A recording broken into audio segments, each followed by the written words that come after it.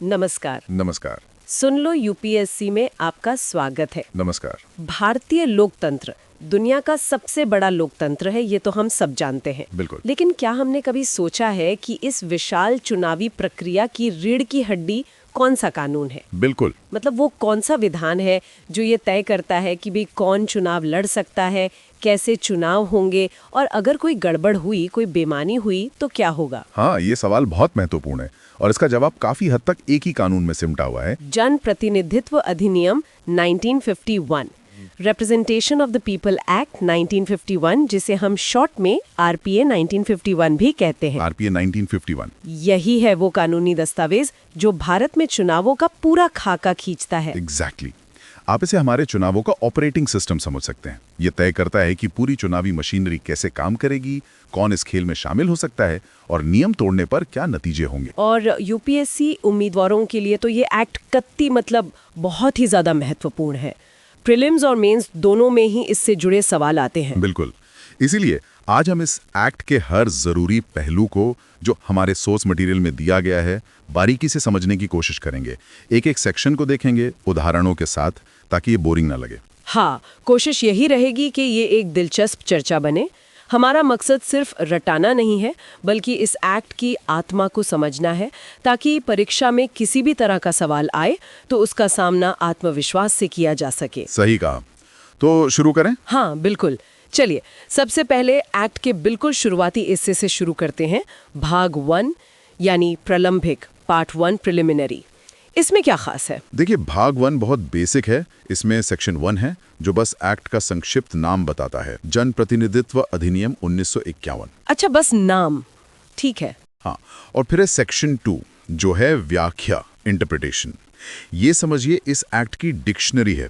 इसमें इस्तेमाल हुए महत्वपूर्ण शब्दों के मतलब बताए गए हैं। जैसे कि कौन से शब्द महत्वपूर्ण है इसमें? जैसे अप्रोप्रिएट अथॉरिटी यानी समुचित प्राधिकारी, ये केंद्र और राज्य के चुनावों के लिए अलग अलग हो सकता है।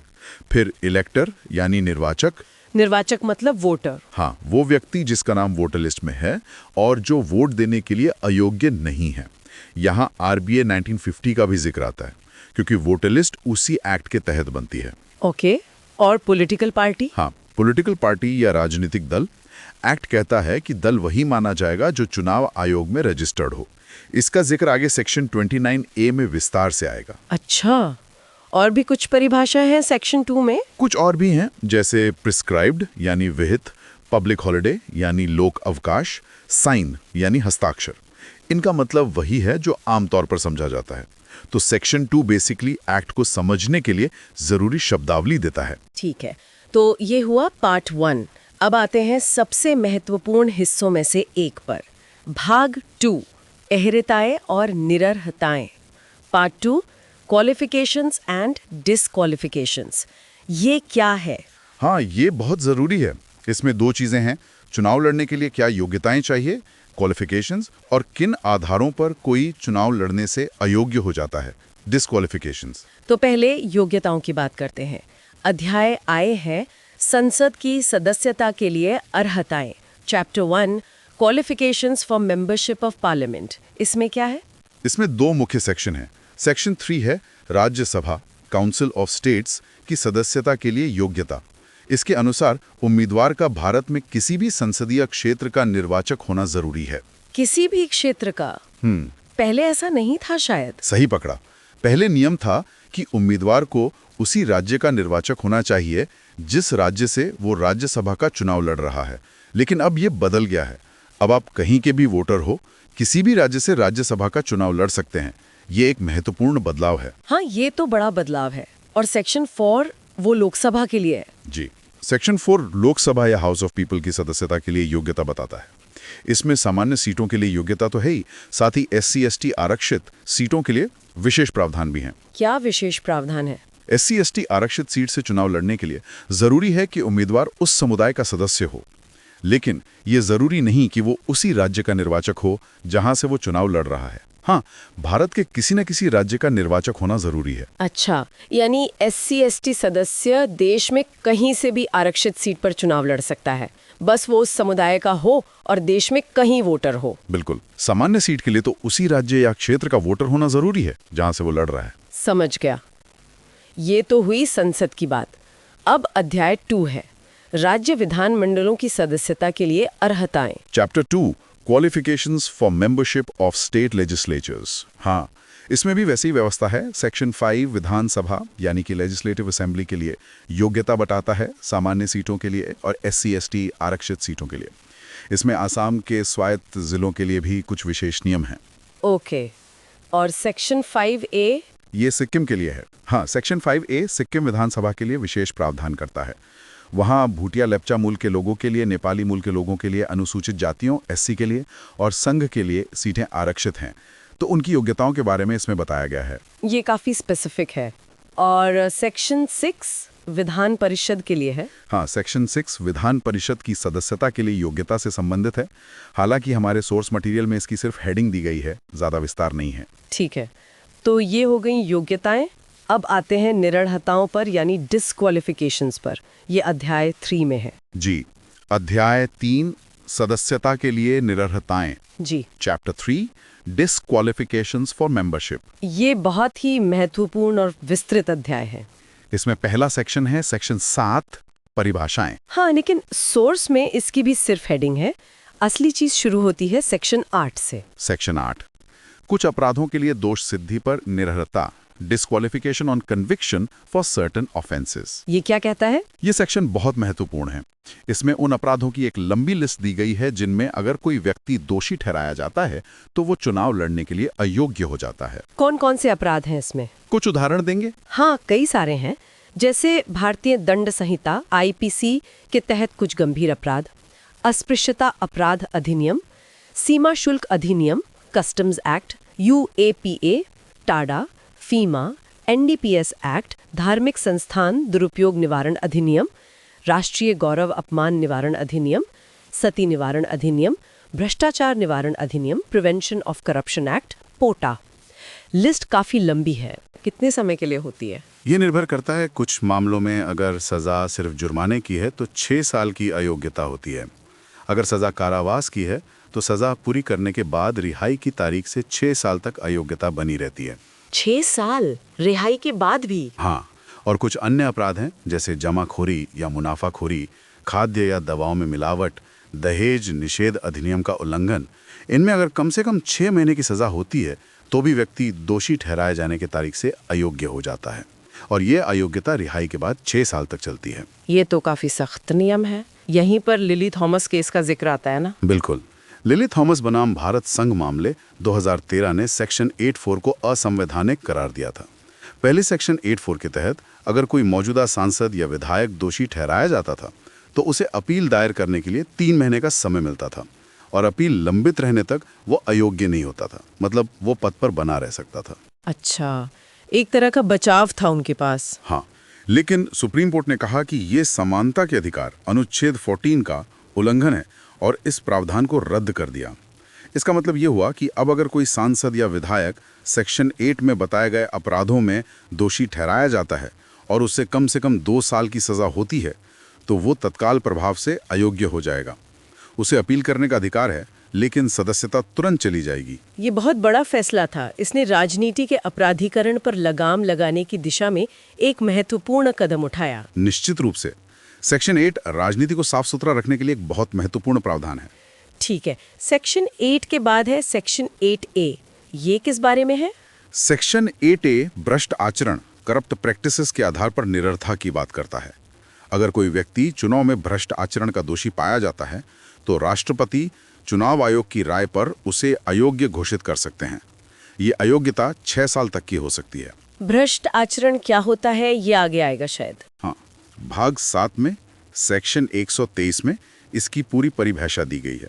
हम उस पर विस्तार से बात करेंगे। ओके, अगला है सेक्शन 9 भ्रष्टाचार या अभक्ति, करप्शन और डिसलॉयल्टी के लिए पदच्युति डिसमिसल पर निरर्हता। जी, अगर किसी व्यक्ति को भारत सरकार या किसी राज्य सरकार की सेवा से भ्रष्टाचार या राज्य के प्रति अभक्ति के कारण बर्खास्त किया गया हो तो वो बर्खास्तगी की तारीख से 5 साल तक चुनाव लड़ने के लिए अयोग्य रहेगा। 5 साल। इसमें चुनाव आयोग की क्या भूमिका है? चुनाव आयोग ये प्रमाणित करता है कि व्यक्ति को भ्रष्टाचार या अभक्ति के कारण बर्खास्त किया गया है या नहीं। उसका प्रमाण पत्र निर्णायक होता है, लेकिन आयोग को उस व्यक्ति को सुनवाई का अवसर देना होता है। ठीक है। फिर आता है सेक्शन 9A, सरकारी संविदाओं, गवर्नमेंट कॉन्ट्रैक्ट्स के लिए निर्भरता। ये क्या है? अगर किसी व्यक्ति का सरकार के साथ माल की आपूर्ति, सप्लाई ऑफ गुड्स या किसी काम को पूरा करने, एग्जीक्यूशन ऑफ एनी वर्क्स का कोई अनुबंध चल रहा है, तो वो चुनाव लड़ने के लिए अयोग्य है। ये अयोग्यता तब तक बनी रहती है जब तक अनुबंध पूरी तरह से समाप्त नहीं हो जाता। अच्छा, मतलब अगर किसी का सरकार के साथ कोई बिजनेस कॉन्ट्रैक्ट है तो वो चुनाव नहीं लड़ सकता। हाँ, लेकिन इसमें एक स्पष्टीकरण भी है। अगर काम पूरा हो गया है लेकिन सिर्फ भुगतान, पेमेंट बाकी है, तो उसे अयोग्यता नहीं माना जाएगा। ये जरूरी पॉइंट है, काम पूरा होना चाहिए। बिल्कुल। अगला है सेक्शन 10, सरकारी कंपनी में पद के लिए निरर्था। सरकारी कंपनी मतलब? ऐसी कंपनी जिसमें सरकार की हिस्सेदारी 25% से कम ना हो। अगर कोई व्यक्ति ऐसी कंपनी में मैनेजिंग एजेंट, मैनेजर या सचिव, सेक्रेटरी के पद पर है, तो वो चुनाव लड़ने के लिए अयोग्य है। ओके, यानी सरकारी कंपनियों में ऊंचे पदों पर बैठे लोग चुनाव नहीं लड़ सकते। हाँ, जब तक वो उस पद पर हैं। और फिर है सेक्शन 10A, चुनाव खर्च का लेखा जोखा दाखिल करने में विफलता पर निरर्हता। जी, हमने पहले बात की थी कि हर उम्मीदवार को अपने चुनाव खर्च का हिसाब देना होता है। अगर कोई उम्मीदवार निर्धारित समय के भीतर ये हिसाब दाखिल नहीं करता है या सही तरीके से दाखिल नहीं करता है और उसके पास इसके लिए कोई अच्छा कारण या औचित्य, गुड रीजन नहीं है, तो चुनाव आयोग उसे आदेश द्वारा 3 साल की अवधि के लिए अयोग्य घोषित कर सकता है। 3 साल की अयोग्यता सिर्फ हिसाब न देने पर? हाँ, हालांकि चुनाव आयोग चाहे तो इस अयोग्यता को हटा भी सकता है या इसकी अवधि कम कर सकता है, अगर उसे लगता है कि ऐसा करने के पर्याप्त कारण हैं। तो ये थे सदस्यता के लिए निरर्हता के मुख्य प्रावधान। सेक्शन 8, 8A, 9, 9A, 10 और 10A काफी डिटेल में है ये। हाँ, और ये बहुत महत्वपूर्ण है क्योंकि ये तय करते हैं कि कौन हमारे जनप्रतिनिधि बनने के योग्य नहीं है। अब इसी भाग 2 में एक और अध्याय है, अध्याय 4, मतदान के लिए अयोग्यताएं। Chapter 4, disqualifications for voting. इसमें क्या है? इसमें मुख्य रूप से सेक्शन 11A है। ये कहता है कि अगर कोई व्यक्ति सेक्शन 8 कुछ अपराधों में दोष सिद्धि या सेक्शन 8A भ्रष्टाचारण के तहत सदस्य होने के लिए अयोग्य ठहराया गया है, तो वो उतने ही समय के लिए वोट देने के अधिकार से भी वंचित रहेगा जब तक कि राष्ट्रपति किसी विशेष मामले में अन्यथा निर्देश न दे। अच्छा, यानी जो चुनाव लड़ने के लिए अयोग्य है वो वोट भी नहीं दे सकता। हाँ, उन खास आधारों पर। सेक्शन 8 और 8A ये अयोग्यताएं साथ साथ चलती हैं। ठीक है। तो ये हुआ भाग 2, जिसमें हमने योग्यताएं और अयोग्यताएं समझी। अब आगे बढ़ते हैं भाग 3 पर, साधारण निर्वाचनों की अधिसूचना, part 3, notification of general elections. जी, इस भाग में बताया गया है कि आम चुनावों, जनरल इलेक्शंस की अधिसूचना कैसे जारी होती है। इसमें सेक्शन 12 राज्यसभा के द्विवार्षिक चुनावों की अधिसूचना की बात करता है। द्विवार्षिक? हाँ, क्योंकि राज्यसभा के 1/3 सदस्य हर 2 साल में रिटायर होते हैं, तो उनकी जगह भरने के लिए चुनाव होते हैं। इसकी अधिसूचना राष्ट्रपति जारी करते हैं चुनाव आयोग की सिफारिश पर। ओके, और लोकसभा? सेक्शन 14 लोकसभा के आम चुनावों की अधिसूचना के बारे में है। जब लोकसभा का कार्यकाल समाप्त होने वाला हो या उसे भंग कर दिया गया हो, तो राष्ट्रपति चुनाव आयोग की सिफारिश पर नई लोकसभा के गठन के लिए अधिसूचना जारी करते हैं। और राज्यों के लिए? सेक्शन 15 राज्य विधानसभाओं यानी लेजिस्लेटिव असेंबलीज के आम चुनावों की अधिसूचना के बारे में है, जो राज्यपाल द्वारा जारी की जाती है ईसी की सिफारिश पर। और सेक्शन 16 राज्य विधान परिषदों यानी लेजिस्लेटिव काउंसिल्स के द्विवार्षिक चुनावों की अधिसूचना से संबंधित है। ये भी राज्यपाल जारी करते हैं। ये अधिसूचना कब जारी की जा सकती है? क्या कोई समय सीमा है? हाँ, एक्ट में बताया गया है कि अधिसूचना कब जारी हो सकती है, जैसे कार्यकाल समाप्त होने से 6 महीने पहले से ज्यादा पहले नहीं जारी की जा सकती। कुछ मामलों में, जैसे राज्यसभा के लिए, ये सीमा 3 महीने है। ठीक है। इसमें सेक्शन 14A और 15A भी है। हाँ, ये कुछ विशेष विधान परिषदों जैसे मध्य प्रदेश के गठन या चुनावों के लिए विशेष अधिसूचनाओं से संबंधित हैं। ये थोड़े स्पेसिफिक प्रावधान हैं। तो भाग 3 मूल रूप से चुनाव प्रक्रिया शुरू करने की औपचारिक घोषणा के बारे में है। सही। अधिसूचना जारी होने के बाद ही चुनाव प्रक्रिया असल में शुरू होती है। चलिए, अब आते हैं भाग 4 पर, निर्वाचन का प्रशासनिक तंत्र, पार्ट 4, इलेक्शन एडमिनिस्ट्रेशन। ये तो काफी महत्वपूर्ण होगा। बिल्कुल। इसमें वो पूरी मशीनरी शामिल है जो चुनाव करवाती है। सबसे पहले सेक्शन 19A है, जो कहता है कि चुनाव आयोग अपने कुछ कार्यों को उप चुनाव आयुक्त, डिप्टी इलेक्शन कमिश्नर या अपने सचिवों को सौंप सकता है। अच्छा, काम का डेलीगेशन। हाँ, फिर हैं सेक्शन 20 और 20A, जो मुख्य निर्वाचन अधिकारी CEO और जिला निर्वाचन अधिकारी DEO के सामान्य कर्तव्यों के बारे में बताते हैं। CEO और DEO ये कौन होते हैं? CEO राज्य स्तर पर चुनाव कार्यों का पर्यवेक्षण करता है और DEO जिला स्तर पर। ये दोनों चुनाव आयोग के अधीक्षण, निर्देशन और नियंत्रण में काम करते हैं। इनका मुख्य काम चुनाव संचालन का पर्यवेक्षण और समन्वय करना है। तो राज्य और जिले के लेवल पर ये मुख्य अधिकारी हुए। जी। इसके बाद सेक्शन 20B है प्रेक्षकों, ऑब्जर्वर्स के बारे में। चुनाव आयोग चुनावों की निगरानी के लिए ऑब्जर्वर नियुक्त करता है। ये सरकारी अधिकारी होते हैं। ऑब्जर्वर का क्या काम होता है? उनका काम ये देखना होता है कि चुनाव निष्पक्ष और स्वतंत्र रूप से हो रहे हैं या नहीं। अगर उन्हें कोई गड़बड़ी दिखती है तो वो सीधे चुनाव आयोग को रिपोर्ट करते हैं। वो चाहें तो मतगणना को भी रुकवा सकते हैं। उनके पास काफी शक्तियां होती हैं। ये तो जरूरी भूमिका है निष्पक्षता के लिए। आगे फिर आते हैं सबसे महत्वपूर्ण जमीनी स्तर के अधिकारी। सेक्शन 21 रिटर्निंग ऑफिसर RO की नियुक्ति के बारे में है। हर निर्वाचन क्षेत्र के लिए एक RO होता है। RO की नियुक्ति कौन करता है? चुनाव आयोग राज्य सरकार की सहमति से किसी सरकारी अधिकारी को RO नियुक्त करता है। RO की मदद के लिए सेक्शन 22 के तहत सहायक returning officer, assistant returning officer ARO भी नियुक्त किए जाते हैं। RO का मुख्य काम क्या है? RO का सामान्य कर्तव्य है कि वो अपने निर्वाचन क्षेत्र में चुनाव निष्पक्ष तरीके से कराए। सेक्शन 24 नामांकन पत्रों की जांच करना, चुनाव चिन्ह आवंटित करना, मतगणना करवाना और परिणाम घोषित करना, ये सब RO की जिम्मेदारी है। ARO भी RO के लगभग सभी काम कर सकता है, सिवाय नामांकन पत्रों की जांच, स्क्रूटनी के। समझ गया। तो RO एक तरह से निर्वाचन क्षेत्र का इलेक्शन इंचार्ज हुआ। हाँ, कह सकते हैं। फिर सेक्शन 25 है मतदान केंद्रों के प्रावधान के बारे में। DEO हर निर्वाचन क्षेत्र में जरूरत के हिसाब से मतदान केंद्र स्थापित करता है। और मतदान केंद्र पर कौन होता है? सेक्शन 26 के अनुसार DEO हर मतदान केंद्र के लिए एक पीठासीन अधिकारी, प्रिसाइडिंग ऑफिसर और जरूरत के अनुसार मतदान अधिकारी, पोलिंग ऑफिसर नियुक्त करता है। सेक्शन 27 और 28 उनके सामान्य कर्तव्यों और कार्यों के बारे में बताते हैं, जैसे मतदान सुचारू रूप से करवाना, मतों की गोपनीयता बनाए रखना आदि। ये सब अधिकारी चुनाव के दौरान किसके अंडर काम करते हैं? अपनी राज्य सरकार के या चुनाव आयोग के? यहीं पर सेक्शन 28A आता है। ये कहता है कि चुनाव की अधिसूचना जारी होने से लेकर परिणाम घोषित होने तक RO, ARO, presiding officer, polling officer और चुनाव कार्य में लगे अन्य सभी अधिकारी और कर्मचारी चुनाव आयोग के प्रतिनियुक्ति पर माने जाएंगे। मतलब उस दौरान वो सीधे चुनाव आयोग के नियंत्रण में काम करते हैं। ये बहुत महत्वपूर्ण है ताकि वो बिना किसी दबाव के निष्पक्ष काम कर सकें। बिल्कुल। सेक्शन 29 कुछ विशेष चुनावों जैसे राष्ट्रपति या उपराष्ट्रपति चुनावों के मामले में कुछ अलग प्रावधानों की बात करता है, क्योंकि उनकी प्रक्रिया थोड़ी अलग होती है। तो ये था पूरा प्रशासनिक ढांचा।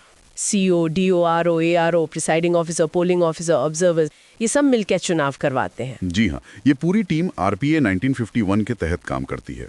चलिए अब एक और बहुत ही दिलचस्प हिस्से पर आते हैं। भाग IVA, राजनीतिक दलों का रजिस्ट्रीकरण। Part IVA, political party registration. Section 29A। हाँ, ये सेक्शन 1989 में जोड़ा गया था और ये बहुत महत्वपूर्ण है। ये बताता है कि कोई भी संगठन या व्यक्तियों का समूह राजनीतिक दल के रूप में चुनाव आयोग के पास पंजीकरण कैसे करवा सकता है। तो क्या प्रक्रिया है इसकी? कोई भी जाके रजिस्टर करवा सकता है? नहीं, पूरी प्रक्रिया है। संगठन को अपने गठन के 30 दिनों के भीतर चुनाव आयोग को आवेदन देना होता है। आवेदन में दल का नाम, पता, पदाधिकारियों के नाम, सदस्यों की संख्या जैसे विवरण देने होते हैं। सबसे महत्वपूर्ण बात यह है कि आवेदन के साथ दल के संविधान या नियमों की एक प्रति देनी होती है। और उस संविधान में कुछ खास होना जरूरी है? हाँ, ये सबसे जरूरी शर्त है।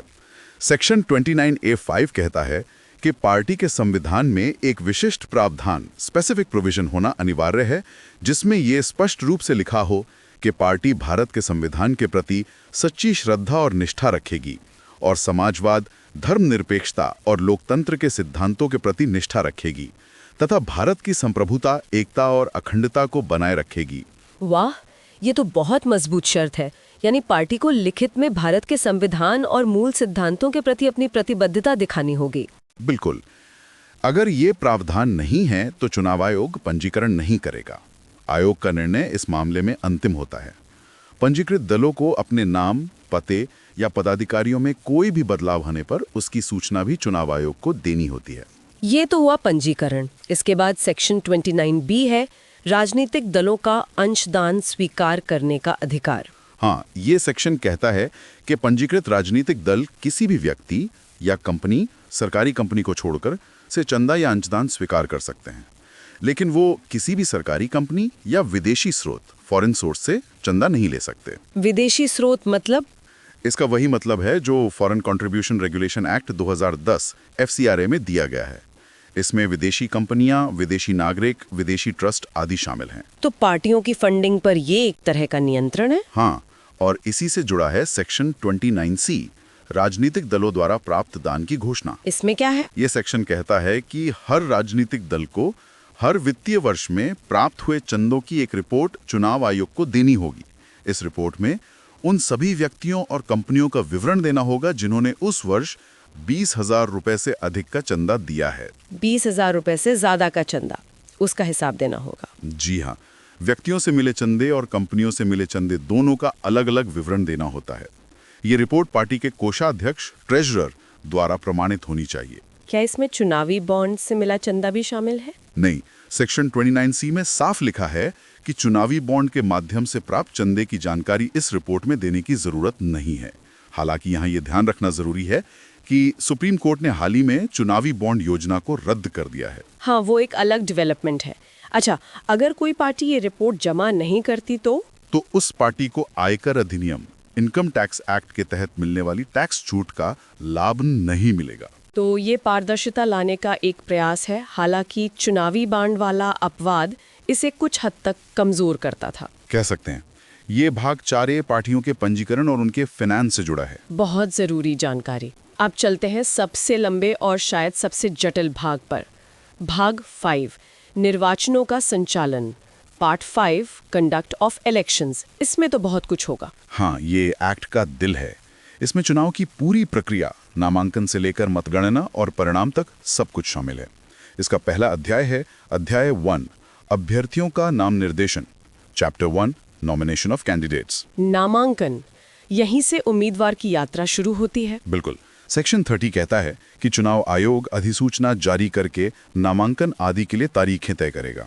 इसमें नामांकन दाखिल करने की आखिरी तारीख, नामांकन पत्रों की जांच स्क्रूटनी की तारीख, नाम वापस लेने की आखिरी तारीख, मतदान की तारीख और चुनाव प्रक्रिया पूरी होने की तारीख शामिल होती है। इन तारीखों के बीच कुछ तय समय अंतराल होता है? हाँ बिल्कुल। जैसे नामांकन की आखिरी तारीख अधिसूचना के 7वें दिन के बाद नहीं हो सकती। जांच अगले दिन होती है। नाम वापस की आखिरी तारीख जांच के बाद दूसरे दिन की दोपहर 3 बजे तक होती है और मतदान नाम वापसी की तारीख के 14 दिन बाद ही हो सकता है। ये सब समय सीमाएं तय हैं। ओके, फिर सेक्शन 31 है चुनाव की सार्वजनिक सूचना। हाँ, आरओ इस अधिसूचना के आधार पर एक सार्वजनिक सूचना जारी करता है जिसमें नामांकन आदि की जानकारी होती है। और सेक्शन 32 कहता है कि कोई भी योग्य व्यक्ति चुनाव के लिए नामांकित हो सकता है। जी। फिर आता है सेक्शन 33 जो नामांकन पत्र प्रस्तुत करने और वैध नामांकन की आवश्यकताओं के बारे में है। ये काफी विस्तृत है। क्या क्या जरूरतें हैं? नामांकन पत्र निर्धारित फॉर्म में होना चाहिए। इसे उम्मीदवार खुद या उसका कोई प्रस्तावक, प्रपोजर जमा कर सकता है। जमा करने का समय सुबह 11 बजे से दोपहर 3 बजे तक होता है, सार्वजनिक अवकाश को छोड़कर। प्रस्तावक कौन होता है? प्रस्तावक उसी निर्वाचन क्षेत्र का एक मतदाता होना चाहिए। अगर उम्मीदवार किसी मान्यता प्राप्त राष्ट्रीय या राज्य दल से नहीं है, यानी निर्दलीय है या गैर मान्यता प्राप्त दल से है, तो उसे एक प्रस्तावक के बजाय 10 प्रस्तावकों की जरूरत होती है। 10 प्रस्तावक निर्दलीय के लिए? हाँ, ये नियम बाद में जोड़ा गया था ताकि गैर गंभीर उम्मीदवार हतोत्साहित हों। नामांकन पत्र के साथ उम्मीदवार को कुछ और दस्तावेज भी देने होते हैं, जैसे अगर वो किसी आरक्षित सीट से लड़ रहा है तो जाति प्रमाण पत्र, या अगर वो किसी दूसरे निर्वाचन क्षेत्र का वोटर है तो वहां की वोटर लिस्ट का प्रमाणित अंश। अच्छा, एक उम्मीदवार कितने नामांकन पत्र दाखिल कर सकता है एक उम्मीदवार अधिकतम 4 नामांकन पत्र दाखिल कर सकता है। और कितनी सीटों से चुनाव लड़ सकता है? एक व्यक्ति एक साथ होने वाले आम चुनावों में अधिकतम 2 निर्वाचन क्षेत्रों से चुनाव लड़ सकता है। ये नियम लोकसभा और विधानसभा दोनों के लिए लागू है।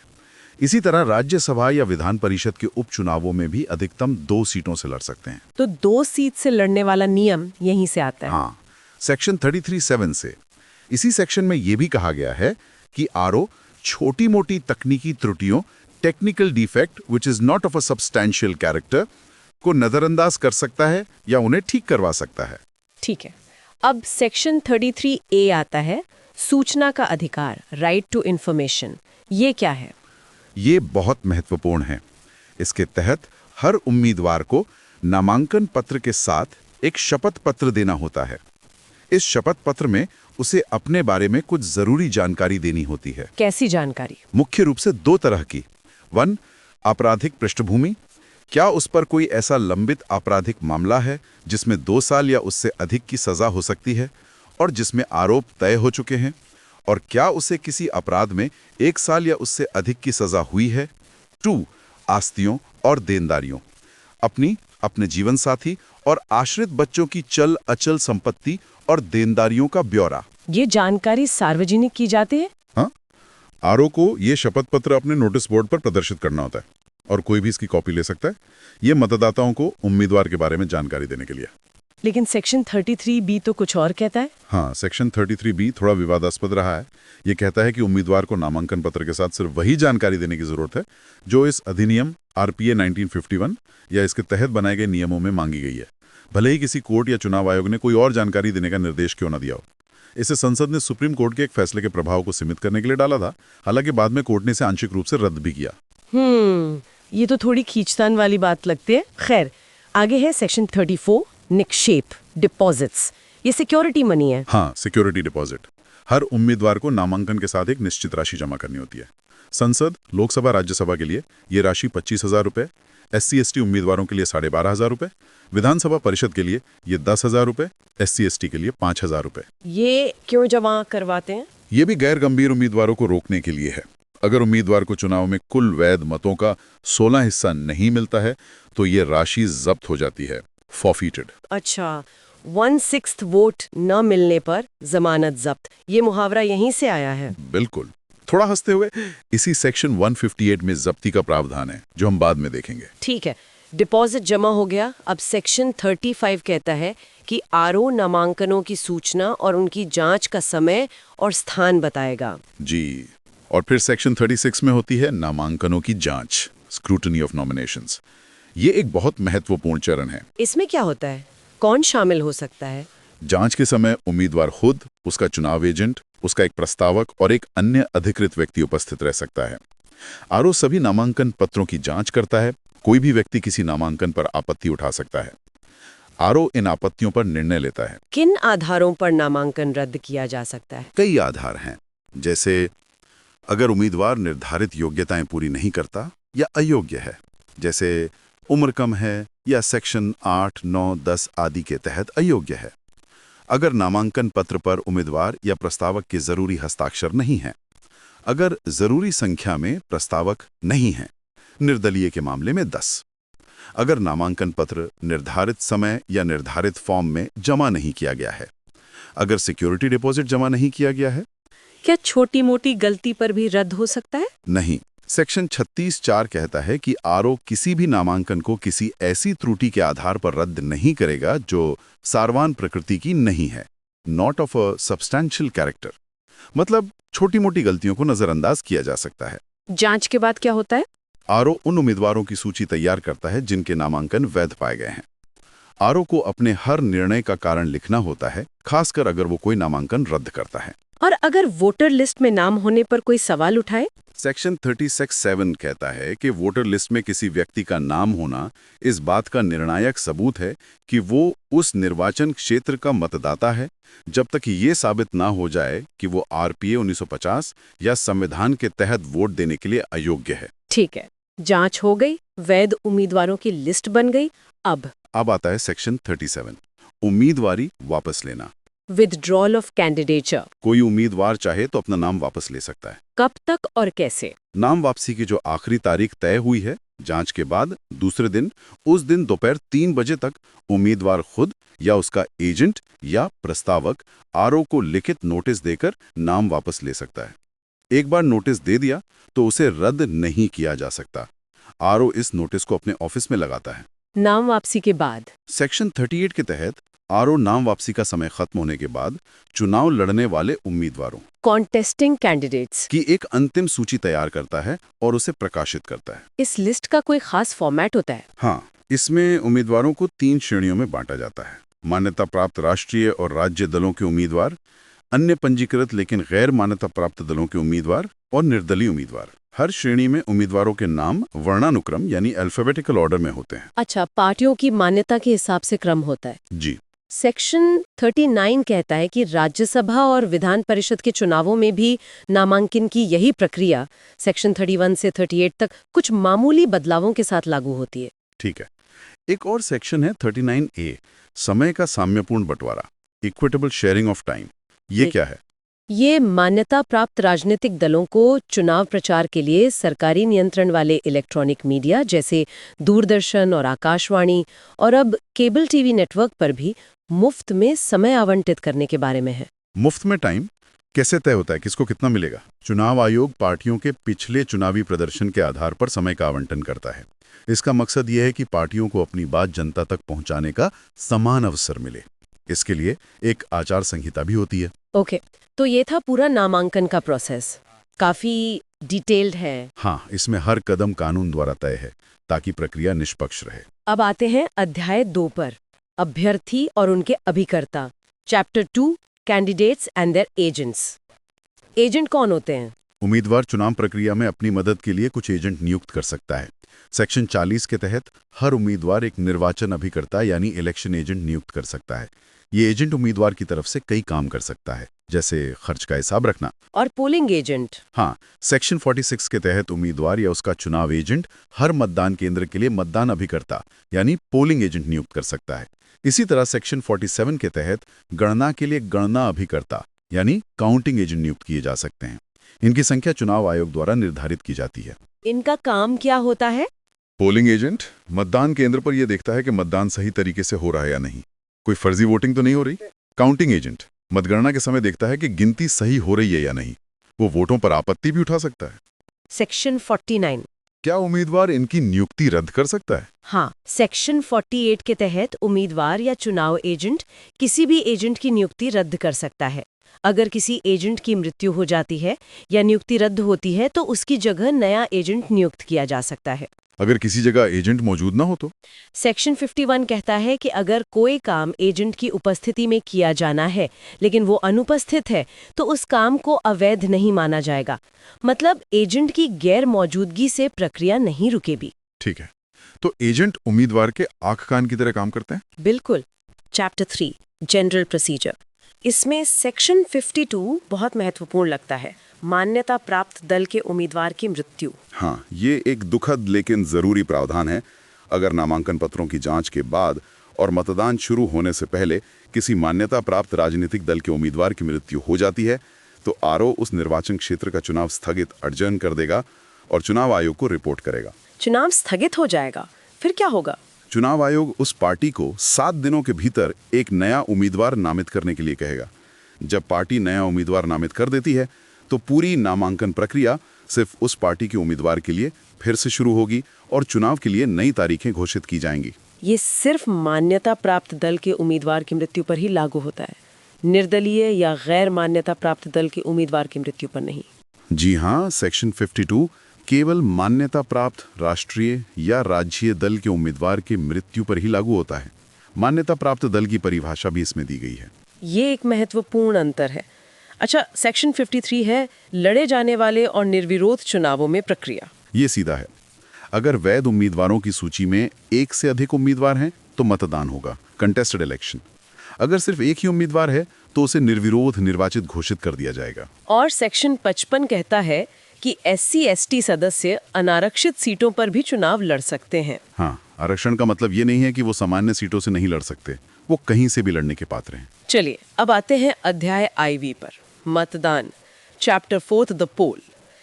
असली एक्शन यही होता है। बिल्कुल।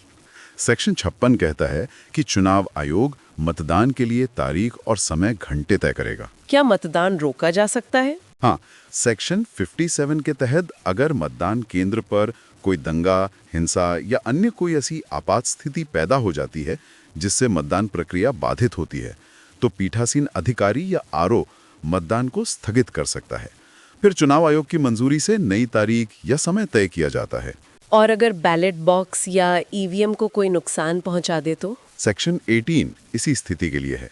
अगर किसी मतदान केंद्र पर मतपेटियों, बैलेट बॉक्सेस या ईवीएम को अवैध रूप से ले जाया जाता है या नष्ट कर दिया जाता है या उनमें छेड़छाड़ की जाती है जिससे चुनाव का परिणाम प्रभावित होने की आशंका हो, तो आरओ चुनाव आयोग को रिपोर्ट करेगा और आयोग के निर्देश पर उस केंद्र पर नया मतदान, फ्रेश पोल कराया जा सकता है। और बूथ कैप्चरिंग, उसके लिए क्या प्रावधान है? सेक्शन 58 खासतौर पर बूथ कैप्चरिंग के लिए है।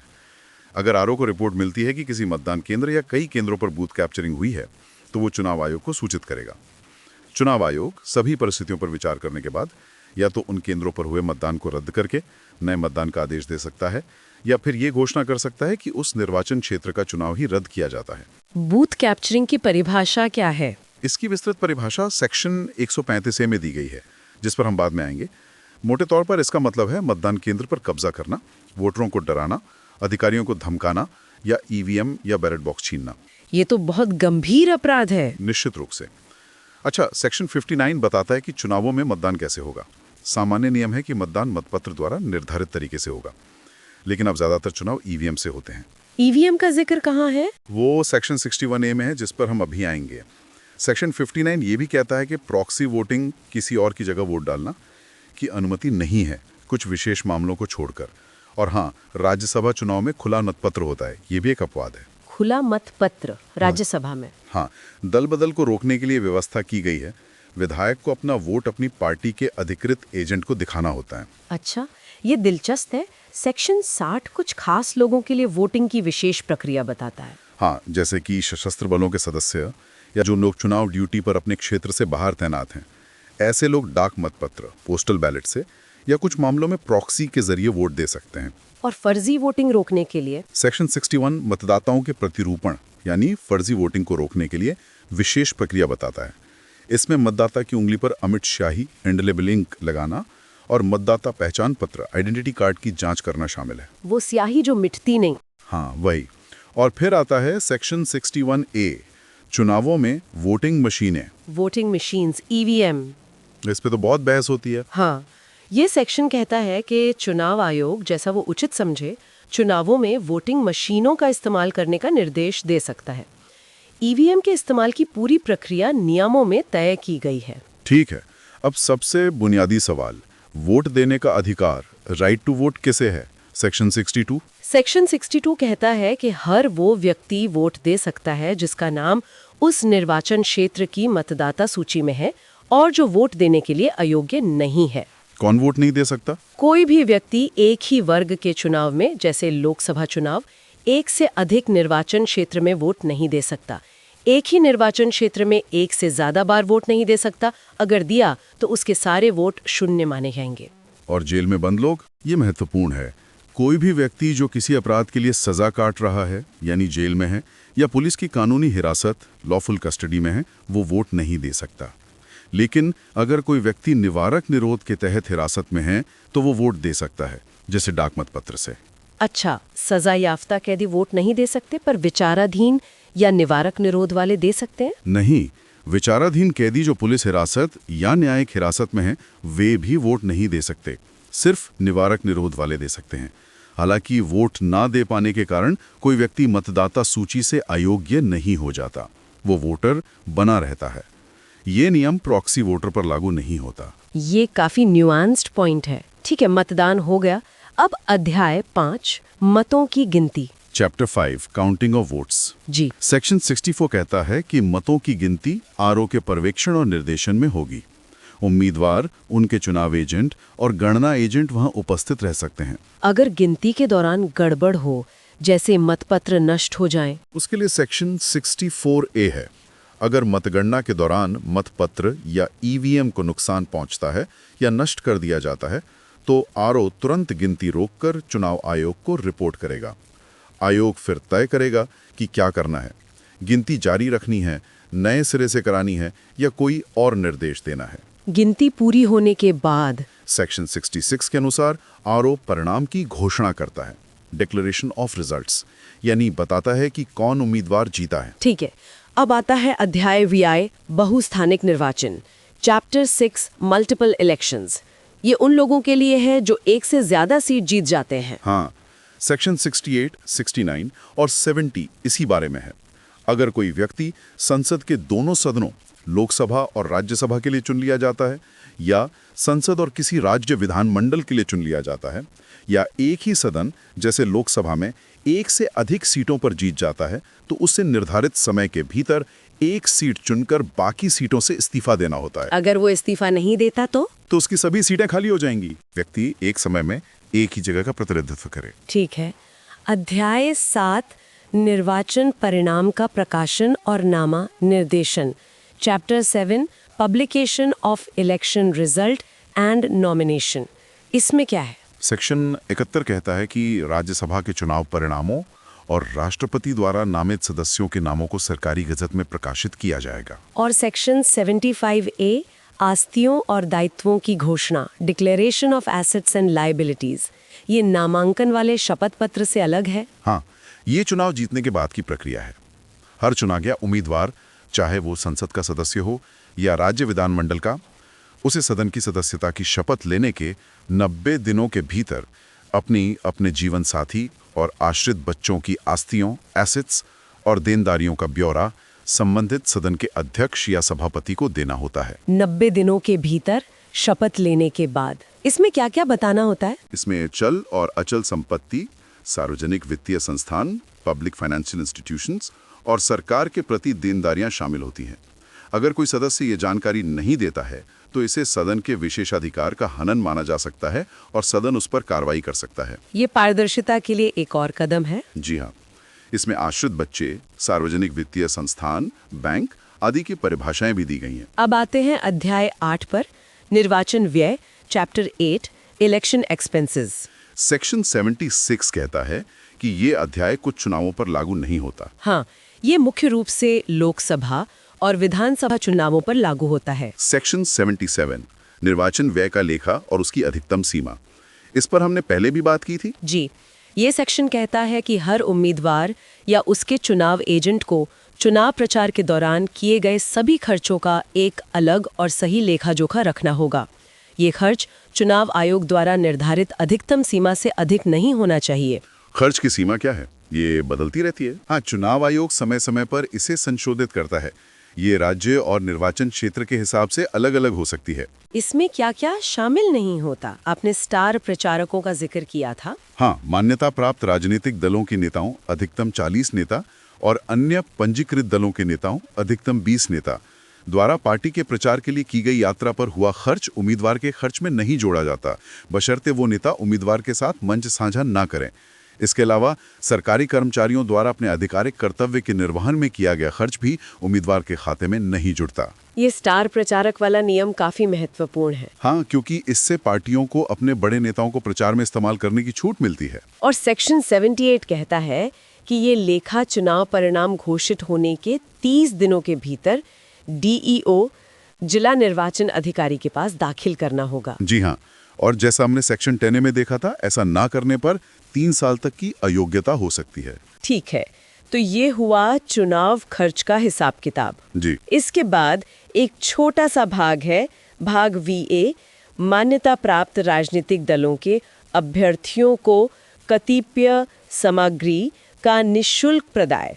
Part VA, free supply to recognised parties. हाँ, इसमें सेक्शन 78A है जो कहता है कि मान्यता प्राप्त दलों के उम्मीदवारों को मतदाता सूची की कुछ प्रतियां निःशुल्क दी जाएंगी। सेक्शन 78B कुछ अन्य वस्तुओं की आपूर्ति की बात करता है, लेकिन सोर्स में इसका ज्यादा विवरण नहीं है। ओके, अब आते हैं एक और बड़े और महत्वपूर्ण भाग पर, भाग 6, निर्वाचनों के बारे में विवाद। अगर चुनाव में गड़बड़ी का आरोप हो तो क्या होता है? यहीं पर ये भाग काम आता है। इसका पहला अध्याय है अध्याय आई, निर्वाचन, चैप्टर आई, इंटरप्रिटेशन। इसमें सेक्शन 79 कुछ परिभाषाएं देता है जो इस भाग को समझने के लिए जरूरी हैं। जैसे अभ्यर्थी, कैंडिडेट, खर्च, कॉस्ट्स, निर्वाचन अधिकार, जिसका मतलब है चुनाव में खड़े होने या ना होने, नाम वापस लेने या ना लेने, वोट देने या ना देने का अधिकार, उच्च न्यायालय और वापस आया अभ्यर्थी यानी जीता हुआ उम्मीदवार। ठीक है। अध्याय 2 है निर्वाचन अर्जियों का उच्च न्यायालय में उपस्थित किया जाना। सेक्शन 80 कहता है कि किसी भी चुनाव को केवल एक निर्वाचन अर्जी के माध्यम से ही प्रश्नगत किया जा सकता है और कोई तरीका नहीं है। और ये अर्जी कहाँ दायर होगी? सेक्शन 80A के अनुसार ये अर्जी उस राज्य के उच्च न्यायालय हाई कोर्ट में दायर की जाएगी जिसके अधिकार क्षेत्र में वो निर्वाचन क्षेत्र आता है। हाई कोर्ट का एक एकल न्यायाधीश, सिंगल जज, इन अर्जियों पर सुनवाई करेगा। मुख्य न्यायाधीश इसके लिए जजों को नामत करते हैं। सुनवाई हाई कोर्ट की मुख्य पीठ के अलावा किसी और जगह पर भी हो सकती है। अर्जी कब तक दायर करनी होती है और कौन कर सकता है? सेक्शन 81 के अनुसार अर्जी चुनाव परिणाम घोषित होने के 45 दिनों के भीतर दायर करनी होती है। इसे कोई भी उम्मीदवार, चाहे वो जीता हो, हारा हो या उस निर्वाचन क्षेत्र का कोई भी मतदाता दायर कर सकता है।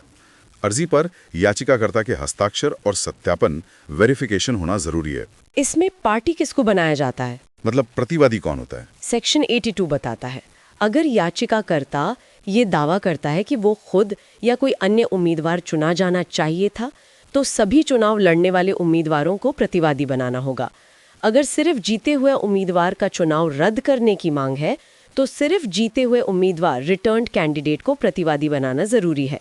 हाँ, अगर किसी अन्य उम्मीदवार पर भ्रष्टाचरण का आरोप है तो उसे भी पार्टी बनाना होगा। अर्जी में क्या लिखना होता है? सेक्शन 83 अर्जी में चुनाव से संबंधित सभी महत्वपूर्ण तथ्यों का संक्षिप्त विवरण होना चाहिए। अगर भ्रष्ट आचरण का आरोप है तो उसका पूरा विवरण, किसने किया, कब किया, कहां किया, कैसे किया, सब कुछ स्पष्ट रूप से लिखना होता है। इस पर भी हस्ताक्षर और सत्यापन जरूरी है। याचिकाकर्ता क्या राहत मांग सकता है? सेक्शन 84 याचिकाकर्ता 2 मुख्य राहत मांग सकता है। 1, जीते हुए उम्मीदवार का चुनाव शून्य घोषित किया जाए। 2, इसके साथ ही ये भी घोषित किया जाए कि याचिकाकर्ता स्वयं या कोई अन्य उम्मीदवार विधिवत निर्वाचित हुआ है। अच्छा, यानी सिर्फ चुनाव रद्द करवाने की नहीं बल्कि खुद को या किसी और को विजेता घोषित करवाने की मांग भी हो सकती है। जी हाँ। अब अध्याय 3 है निर्वाचन अर्जियों का विचारण, chapter 3, trial of election petitions. High court में सुनवाई कैसे होती है? सेक्शन 86 कहता है कि हाई कोर्ट को अर्जी मिलने के बाद जल्द से जल्द, कोशिश करके 6 महीने के भीतर उसका निपटारा करना चाहिए। सुनवाई यथासंभव दिन प्रतिदिन, डे टू डे होनी चाहिए। प्रक्रिया क्या होती है? क्या सामान्य सिविल केस की तरह? हाँ, सेक्शन 87 कहता है कि हाई कोर्ट यथासंभव सिविल प्रक्रिया संहिता 1908 CPC का पालन करेगा। हालांकि हाईकोर्ट को यह विवेक है कि वो किसी गवाह को बुलाने से इनकार कर सकता है अगर उसे लगता है कि गवाही अप्रासंगिक है या तंग करने के लिए मांगी जा रही है। मतदान की गोपनीयता का क्या? सेक्शन 94 ये महत्वपूर्ण है। सेक्शन 94 कहता है कि किसी भी गवाह को यह बताने के लिए मजबूर नहीं किया जाएगा कि उसने किसे वोट दिया था। मतदान की गोपनीयता भंग नहीं की जाएगी। हालांकि राज्यसभा के खुले मतपत्र वाला नियम यहाँ लागू नहीं होता। ठीक है।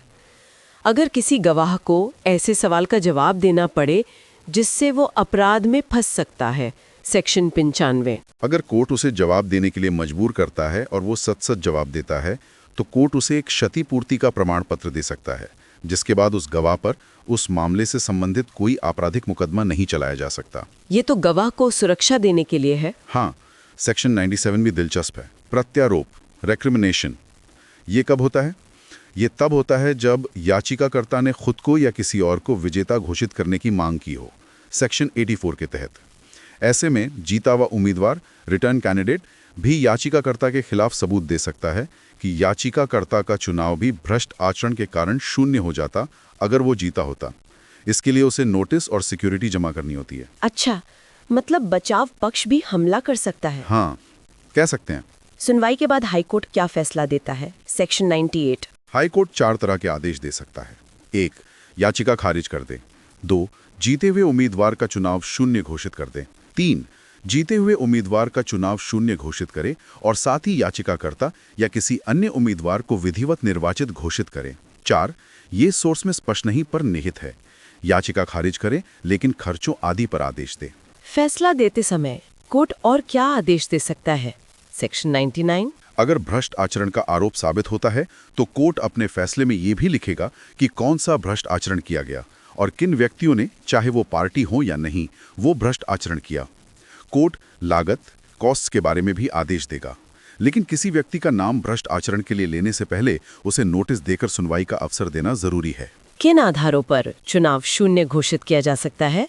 सेक्शन 100। ये तो सबसे जरूरी सवाल है। या किसी अन्य व्यक्ति ने उम्मीदवार एजेंट की सहमति से कोई भ्रष्ट आचरण किया है, कोई नामांकन अनुचित रूप से रद्द कर दिया गया था, चुनाव का परिणाम भौतिक रूप से प्रभावित हुआ है, किसी उम्मीदवार का नामांकन अनुचित रूप से स्वीकार करने से, जीते हुए उम्मीदवार के एजेंट चुनाव एजेंट के अलावा द्वारा भ्रष्ट आचरण करने से, किसी वोट को अनुचित रूप से प्राप्त करने, अस्वीकार करने या शून्य करने से, संविधान या इस अधिनियम या इसके तहत बने नियमों आदेशों का पालन न करने से। ये तो काफी सारे आधार हैं। भौतिक रूप से प्रभावित होना जरूरी है कुछ मामलों में। हाँ, कुछ आधारों के लिए ये साबित करना जरूरी है कि उस गड़बड़ी से चुनाव का नतीजा बदल गया या बदल सकता था। लेकिन अगर उम्मीदवार खुद या उसके एजेंट ने या उसकी सहमति से किसी और ने भ्रष्ट आचरण किया है, या उम्मीदवार अयोग्य था, या किसी का नामांकन गलत तरीके से रद्द हुआ, तो नतीजा प्रभावित हुआ या नहीं ये देखने की जरूरत नहीं, चुनाव सीधे शून्य हो जाएगा। इसमें एक बचाव भी है शायद। हाँ, एक परंतुक है। अगर भ्रष्ट आचरण चुनाव एजेंट के अलावा किसी और एजेंट ने उम्मीदवार या चुनाव एजेंट की सहमति के बिना किया था और उम्मीदवार चुनाव एजेंट ने इसे रोकने के लिए सभी उचित उपाय किए थे, तो चुनाव शून्य नहीं होगा। ठीक है। और सेक्शन 101 बताता है कि कब याचिकाकर्ता या किसी और को विजेता घोषित किया जा सकता है। हाँ, 2 स्थितियों में। 1, अगर ये साबित हो जाए कि याचिकाकर्ता या उस अन्य उम्मीदवार को वास्तव में वैध मतों का बहुमत मिला था। 2, अगर ये साबित हो जाए कि जीते हुए उम्मीदवार के भ्रष्ट आचरण के कारण मिले वोटों को हटा दें तो याचिकाकर्ता या उस अन्य उम्मीदवार को बहुमत मिल जाता। और अगर वोट बराबर हो जाए तो? सेक्शन 102, अगर गिनती या याचिका के बाद 2 उम्मीदवारों के वोट बराबर निकलते हैं तो ये देखा जाएगा कि क्या मूल आरोप के निर्णय से कोई एक आगे था। अगर हाँ, तो वही निर्णय प्रभावी होगा, अन्यथा लॉटरी द्वारा निर्णय किया जाएगा। लॉटरी से किस्मत का खेल आखिर में। हाँ, जब वोट बिल्कुल बराबर हों। सेक्शन 103 और 106 कहते हैं कि हाईकोर्ट अपने आदेश की सूचना चुनाव आयोग और संबंधित सदन के अध्यक्ष सभापति को देगा और आदेश प्रकाशित किया जाएगा। सेक्शन 107 कहता है कि हाईकोर्ट का ऑर्डर अपील के अधीन अंतिम और बाध्यकारी होगा। अपील की बात आई तो क्या हाईकोर्ट के फैसले के खिलाफ अपील हो सकती है? हाँ, बिल्कुल। अध्याय IV इसी के बारे में है, अपीलें। सेक्शन 116A के तहत हाईकोर्ट के किसी भी आदेश, चाहे वो अंतिम हो या अंतरिम हो, के खिलाफ सीधे सुप्रीम कोर्ट में अपील की जा सकती है। कितने समय में? हाई कोर्ट के आदेश की तारीख से 30 दिनों के भीतर। क्या अपील के दौरान हाईकोर्ट का आदेश रोका रहता है? सेक्शन 116B के तहत हाई कोर्ट या सुप्रीम कोर्ट चाहें तो आदेश के अमल पर रोक, स्टे लगा सकते हैं। और सुप्रीम कोर्ट में प्रक्रिया क्या होती है? सेक्शन 116C कहता है कि सुप्रीम कोर्ट अपील की सुनवाई यथासंभव CPC और सुप्रीम कोर्ट के नियमों के अनुसार करेगा और कोशिश करेगा कि अपील का निपटारा 3 महीने के भीतर हो जाए।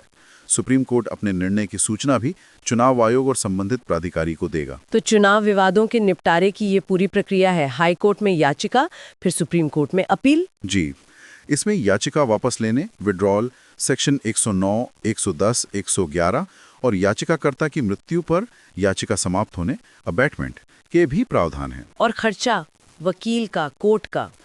अध्याय V, खर्चे और खर्चों के लिए प्रतिभूति, costs and security for costs. हाँ, सेक्शन 117 के अनुसार चुनाव याचिका दायर करते समय याचिकाकर्ता को सिक्योरिटी के तौर पर 2000 रुपए जमा करने होते हैं। हाईकोर्ट चाहे तो सुनवाई के दौरान अतिरिक्त सिक्योरिटी भी मांग सकता है।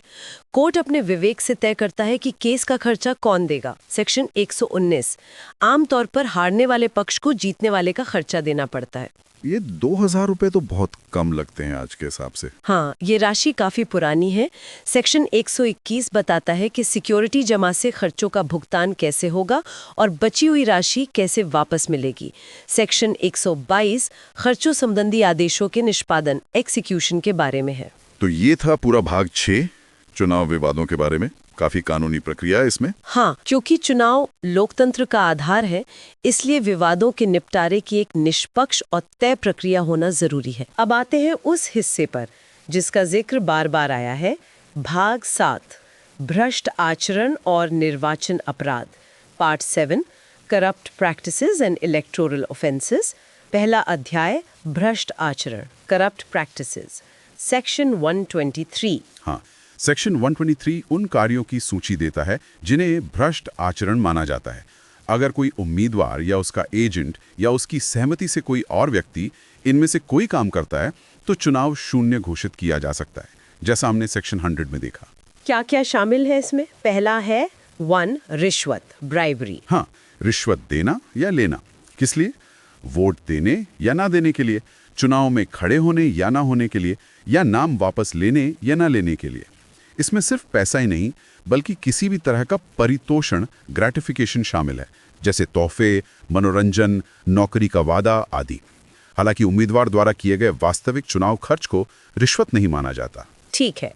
दूसरा है 2, असम्यक असर डालना, अनड्यू इन्फ्लुएंस। इसका मतलब है किसी मतदाता या उम्मीदवार के चुनावी अधिकार, वोट देने, चुनाव लड़ने आदि के स्वतंत्र प्रयोग में सीधे या परोक्ष रूप से हस्तक्षेप करना या करने का प्रयास करना।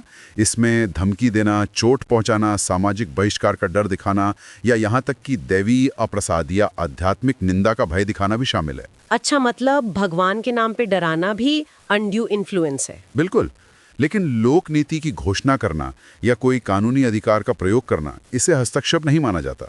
तीसरा है 3, धर्म, मूल वंश, जाति, समुदाय या भाषा के आधार पर अपील करना। हाँ, उम्मीदवार या उसके एजेंट द्वारा वोट मांगने या न मांगने के लिए धर्म, जाति, भाषा आदि का इस्तेमाल करना भ्रष्टाचरण है।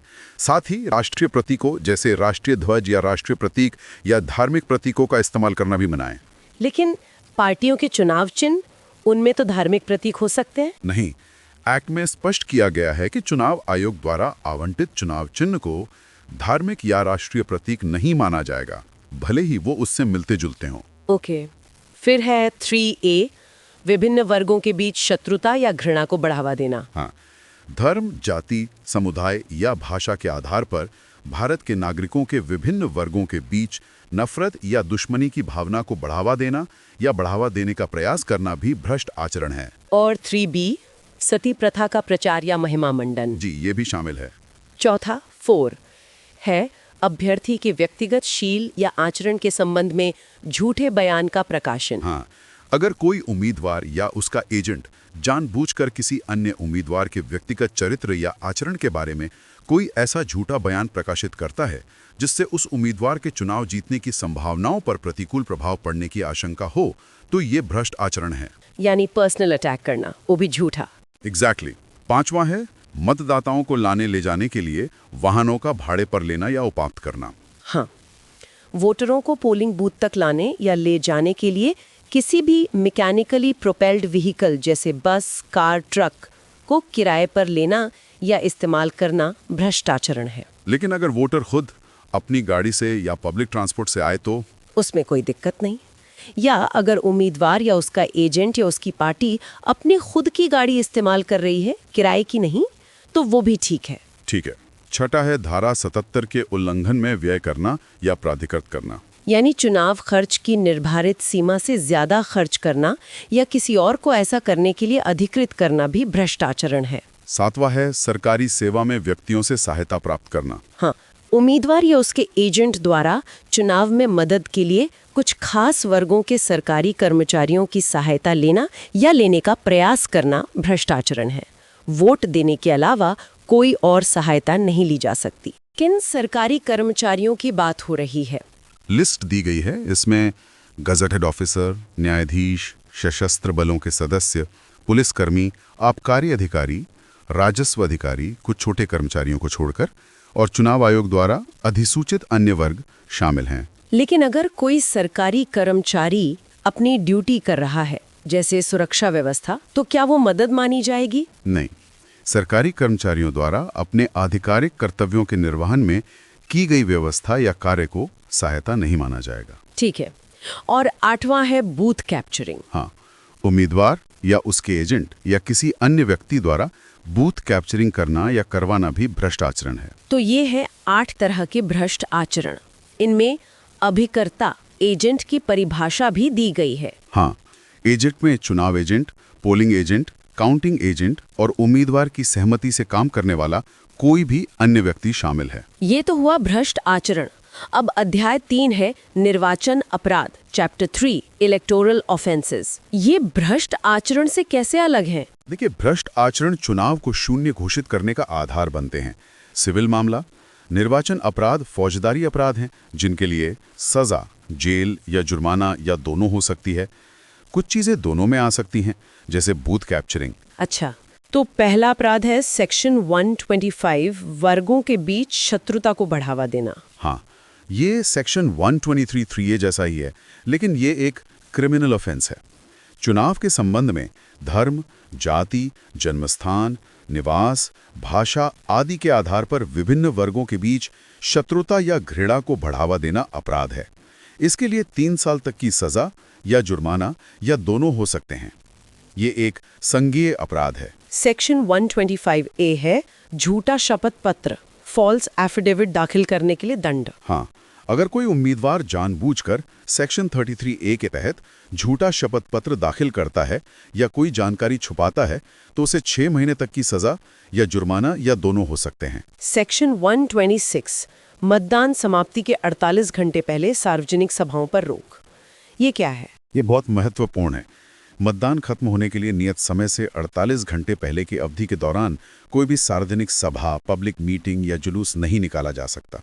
इस दौरान सिनेमा, टीवी या ऐसे ही किसी माध्यम से चुनाव संबंधी किसी भी मामले का प्रदर्शन या प्रचार नहीं किया जा सकता।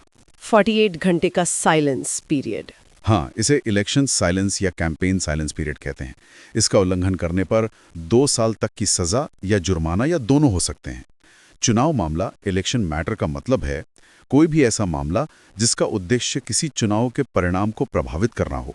और एग्जिट पोल, सेक्शन 126A। हाँ, ये एग्जिट पोल के संचालन और उनके परिणामों के प्रकाशन या प्रसार पर रोक लगाता है। कब तक? चुनाव आयोग द्वारा अधिसूचित अवधि के दौरान। आमतौर पर यह अवधि पहले चरण के मतदान शुरू होने से लेकर आखिरी चरण का मतदान समाप्त होने के आधे घंटे बाद तक होती है।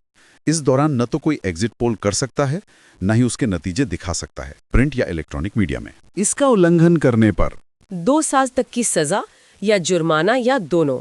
ये एक संज्ञेय और गैर जमानती अपराध है।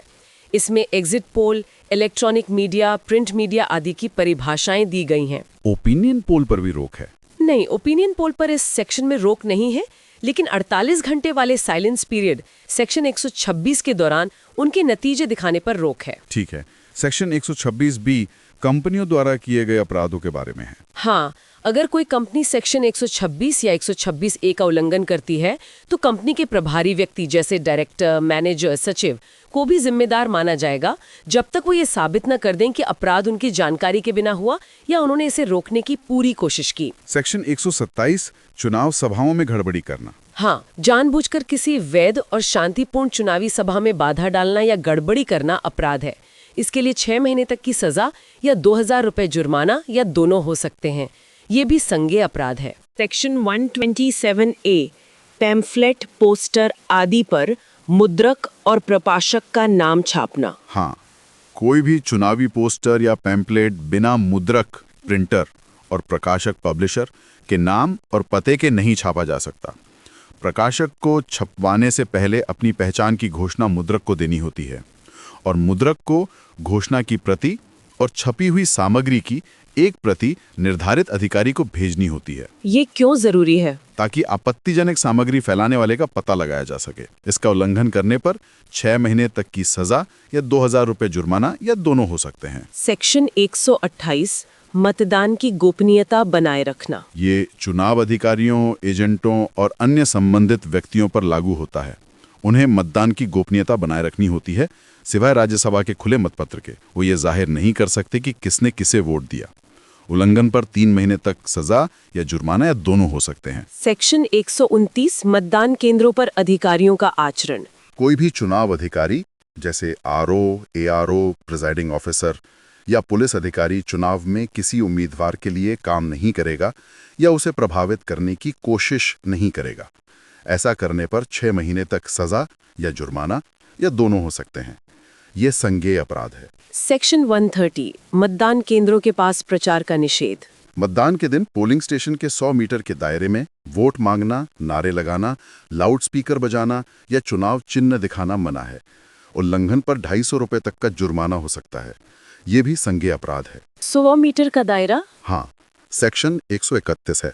मतदान केंद्रों पर या उसके पास अव्यवस्थित आचरण, डिसऑर्डरली कंडक्ट, जैसे चिल्लाना या अधिकारियों के काम में बाधा डालना, इसके लिए 3 महीने तक सजा या जुर्माना या दोनों हो सकते हैं और पुलिस बिना वारंट के गिरफ्तार कर सकती है। सेक्शन 132 मतदान केंद्र पर कदाचार, मिसकंडक्ट। अगर कोई व्यक्ति पीठासीन अधिकारी के निर्देशों का पालन नहीं करता या कदाचार करता है तो पीठासीन अधिकारी उसे मतदान केंद्र से हटा सकता है। उल्लंघन पर 3 महीने तक सजा या जुर्माना या दोनों। ये भी संज्ञेय है। सेक्शन 33 वाहनों के अवैध भाड़े पर दंड। ये सेक्शन 123(5) वाले भ्रष्टाचरण से जुड़ा है। वोटरों को लाने ले जाने के लिए गाड़ी किराए पर लेना या इस्तेमाल करना एक अपराध भी है, जिसके लिए 3 महीने तक सजा और जुर्माना हो सकता है। सेक्शन 34 चुनावों के संबंध में आधिकारिक कर्तव्य का भंग, ब्रीच ऑफ ऑफिशियल ड्यूटी। अगर कोई चुनाव अधिकारी बिना किसी उचित कारण के अपना कोई चुनावी कर्तव्य निभाने में विफल रहता है तो उस पर 500 रुपए तक का जुर्माना लगाया जा सकता है। ये भी संज्ञेय अपराध है। सेक्शन 134A सरकारी सेवकों का एजेंट के रूप में कार्य करना। कोई भी सरकारी कर्मचारी जो सेक्शन 123(7) में लिस्टेड हैं, किसी उम्मीदवार का चुनाव एजेंट, पोलिंग एजेंट या काउंटिंग एजेंट नहीं बन सकता। ऐसा करने पर 3 महीने तक सजा या जुर्माना या दोनों हो सकते हैं। सेक्शन 134B मतदान केंद्र के पास हथियार लेकर जाने पर प्रतिबंध।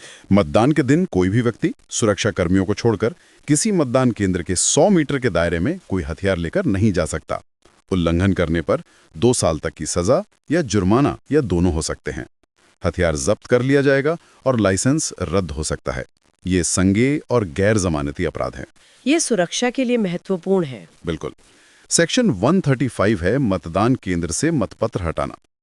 अगर कोई व्यक्ति धोखाधड़ी से कोई मतपत्र या ईवीएम से बैलेट यूनिट मतदान केंद्र से बाहर ले जाता है तो ये अपराध है।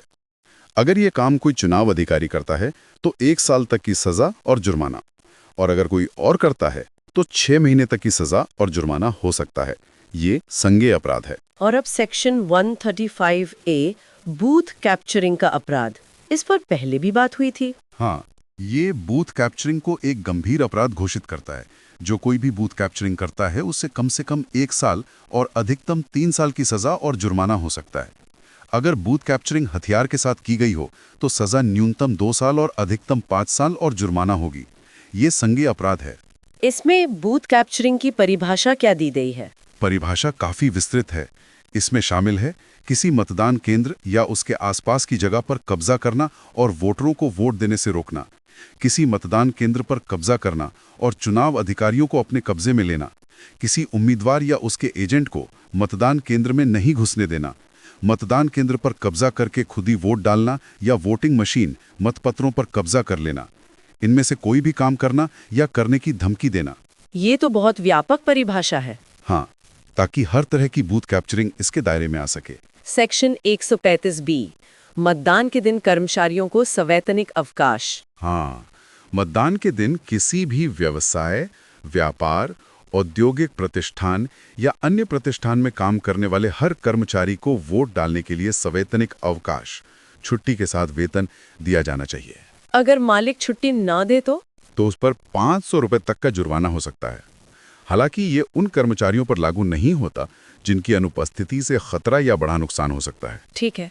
सेक्शन 135C मतदान के दिन शराब की बिक्री पर रोक। मतदान खत्म होने के 48 घंटे पहले से लेकर मतदान समाप्त होने तक उस मतदान क्षेत्र में शराब की बिक्री या वितरण पर पूरी तरह रोक रहती है।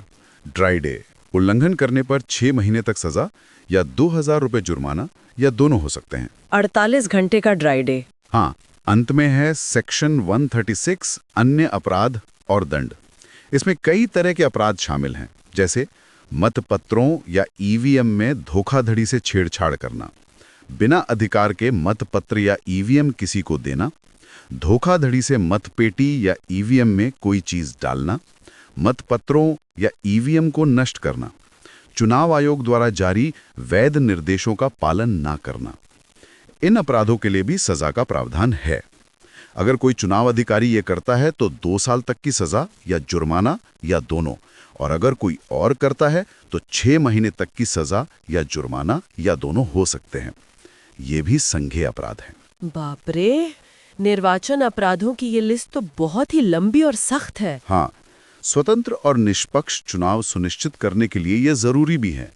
ये भाग 7 भ्रष्ट आचरण और निर्वाचन अपराध आरपीए 1951 का एक बहुत ही महत्वपूर्ण हिस्सा है। बिल्कुल। अब आते हैं भाग 8 पर। इसका शीर्षक तो निरर्हताएं, डिस्क्वालिफिकेशंस है, लेकिन इसमें सिर्फ एक ही अध्याय है। अध्याय IV सदस्यों की निरर्हताओं के बारे में जांच के संबंध में निर्वाचन आयोग की शक्तियां। हाँ, ये भाग थोड़ा कंफ्यूजिंग लग सकता है।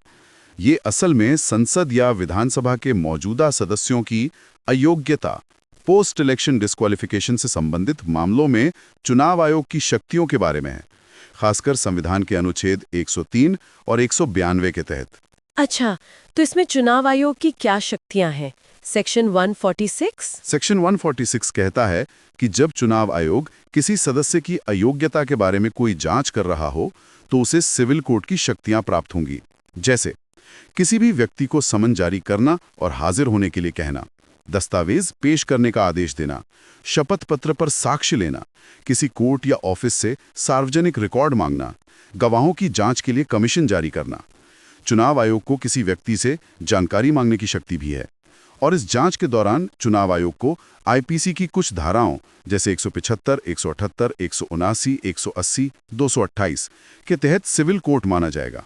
यानी जांच के लिए चुनाव आयोग के पास काफी शक्तियां हैं। जी हाँ। सेक्शन 146 भी कहता है कि चुनाव आयोग अपनी प्रक्रिया खुद विनियमित कर सकता है, और सेक्शन 146C सद्भावपूर्वक की गई कार्रवाई के लिए संरक्षण, protection for action taken in good faith प्रदान करता है। ठीक है, अब अगला भाग है भाग IX उपचुनाव। Part IX by elections. हाँ, ये आकस्मिक रिक्तियों को भरने के बारे में है।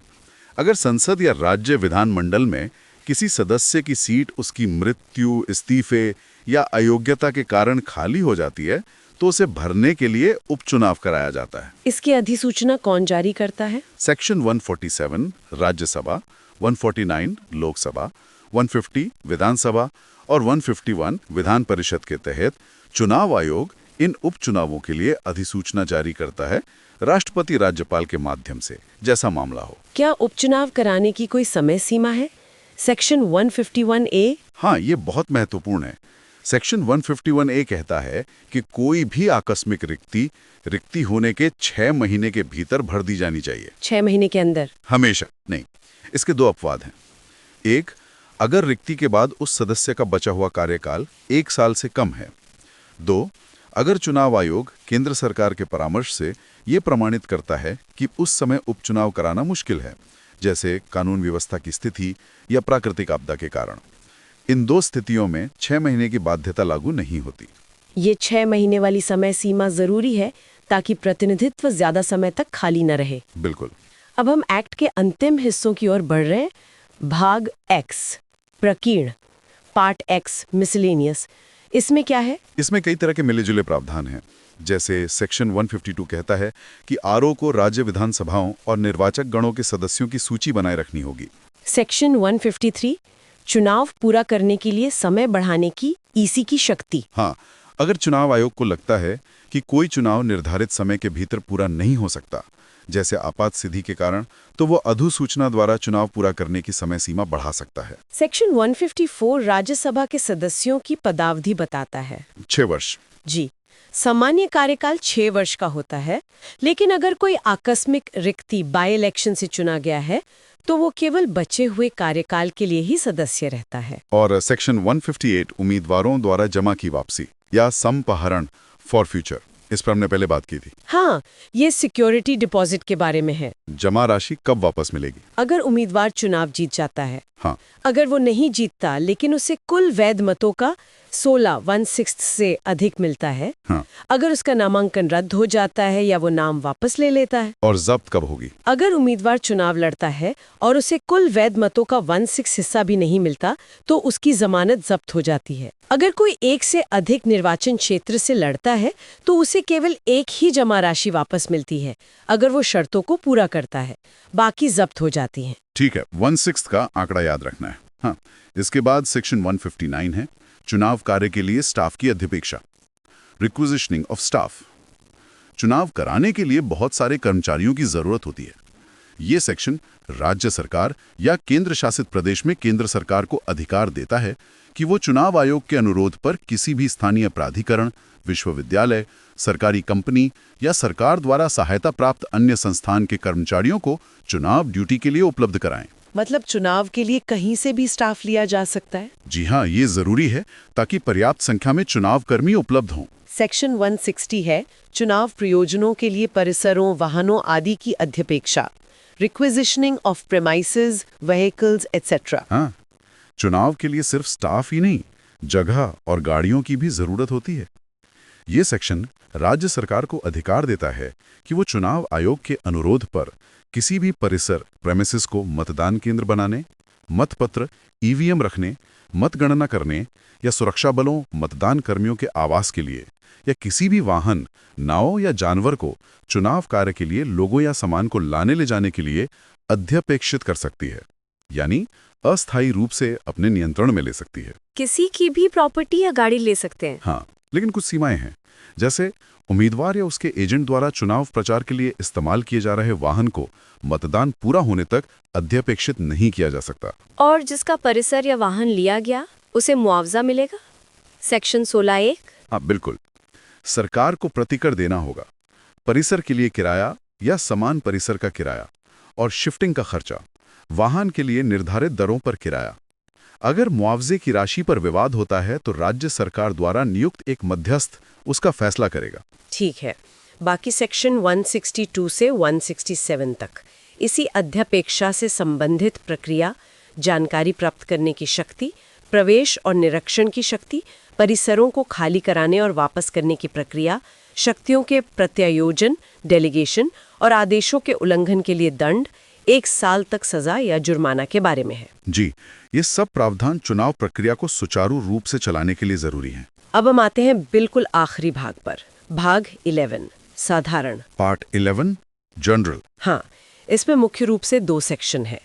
सेक्शन 169 नियम बनाने की शक्ति, पावर टू मेक रूल्स के बारे में है। नियम कौन बनाता है? केंद्र सरकार चुनाव आयोग से परामर्श करने के बाद इस अधिनियम के प्रावधानों को लागू करने के लिए नियम बना सकती है। इन नियमों को संसद के समक्ष रखा जाना जरूरी है। किन चीजों पर नियम बनाए जा सकते हैं? बहुत सारी चीजों पर, जैसे शपथ पत्र का फॉर्म, अधिकारियों के कर्तव्य, वोट देने का तरीका, ईवीएम के इस्तेमाल की प्रक्रिया, मतगणना की प्रक्रिया, चुनाव चिन्हों का आवंटन, पार्टियों को प्रचार के लिए समय का आवंटन आदि।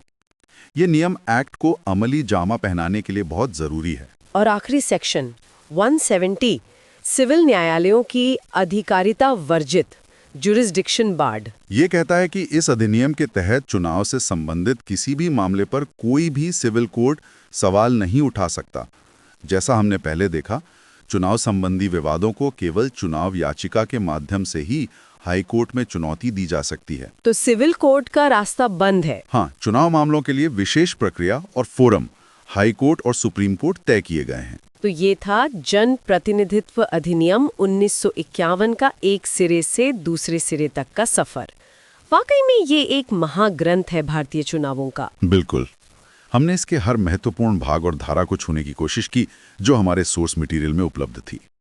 ये काफी विस्तृत और जटिल कानून है, लेकिन हमारे लोकतंत्र की कार्यप्रणाली को समझने के लिए ये अनिवार्य है। हाँ, और यूपीएससी की तैयारी करने वालों के लिए तो ये समझना और याद रखना बेहद जरूरी है। निश्चित रूप से। तो चलिए इस पूरी चर्चा के कुछ मुख्य निष्कर्षों की टेकअवेज को संक्षेप में दोहरा लेते हैं। हाँ, जरूर। पहली बात, आरपीए 1951 भारत में चुनावों के संचालन, उम्मीदवारों की योग्यता और अयोग्यता, राजनीतिक दलों के पंजीकरण और कामकाज, चुनाव खर्च के नियमन और चुनाव संबंधी विवादों के निपटारे का पूरा कानूनी ढांचा प्रदान करता है। बिल्कुल।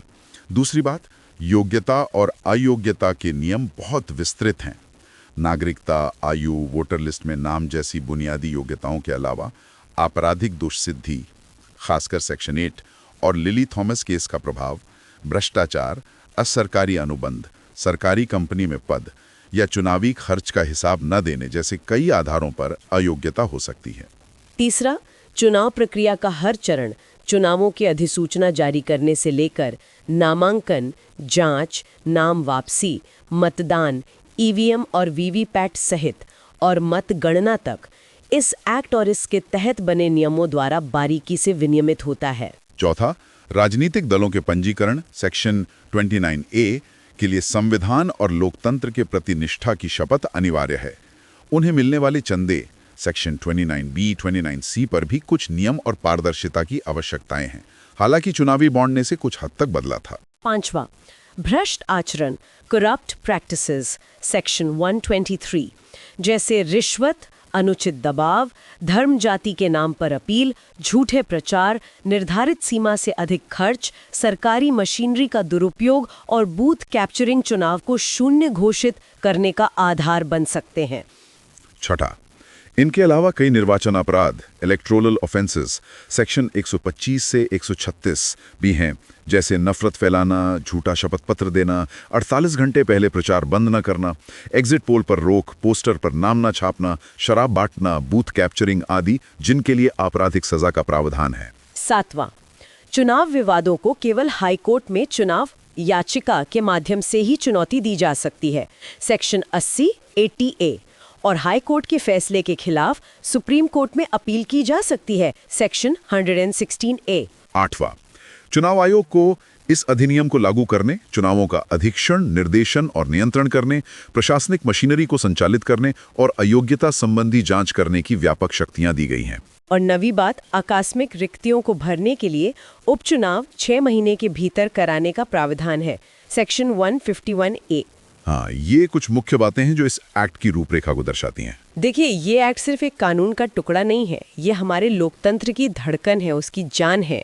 इसे समझना यूपीएससी की तैयारी के लिए तो अनिवार्य है ही, लेकिन एक जागरूक और जिम्मेदार नागरिक बनने के लिए भी उतना ही जरूरी है। बिल्कुल सही कहा।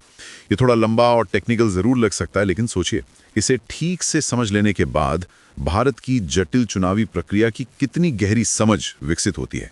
ये ज्ञान आपको न सिर्फ परीक्षा में बल्कि इंटरव्यू में और एक नागरिक के तौर पर भी सशक्त बनाएगा। हाँ, और अगर एक बार में सब कुछ पल्ले नहीं पड़ा तो घबराने की जरूरत नहीं है। इस चर्चा को दोबारा सुने, अपने नोट्स बनाएं। थोड़ी मेहनत लगेगी, पर यकीन मानिए ये मेहनत बेकार नहीं जाएगी। बिल्कुल, परसिस्टेंस इज की।